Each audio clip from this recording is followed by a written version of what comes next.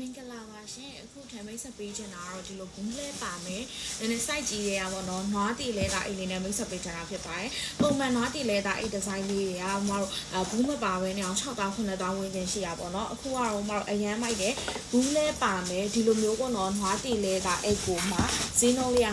96,500နဲ့ရမယ်အသားကတော့လေနွားတီအိတ်ကကန်မှုရဲ့မမတိုင်းအရန်ကြိုက်ပါတယ်နော်ထိုတင်ကအလွတ်ဝယ်လို့ရှိရင်တော့မှဈေးကအရန်ကြီးရဖြစ်တဲ့အတွက်လေတော့ဒီလိုနှလုံးခွဲကိုဒီမှာကြည့်ပါအတွင်းခန်းဒီလုံးဝအကန့်ကျဲမှာအတွင်းမှာထီးထက်ပါထက်လဲကုန်ထည့်လို့ရပြီးဒီလိုတော့ကျိတ်လေးလည်းပါမယ်တော့ကျိတ်ကအဖြုတ်တဲ့ရရနော်ကိုကြိုက်ရင်လည်းတက်မကြိုက်ရင်လည်းဖြုတ်ထားလို့ရပါတယ်ရှင်ပြီးသွားရင်ပေါ့နော်ဒီမှာထားလေးဆိုသူ့ဘာလို့ပုံကြမယ်လုံးဝကိုပုံကြပြီးတော့လှရဲအချမ်းပန်းသုံးမဲမမိုက်ဆိုလို့ရှိရင်ဒီလိုမျိုးနွားတီလဲတာတွေက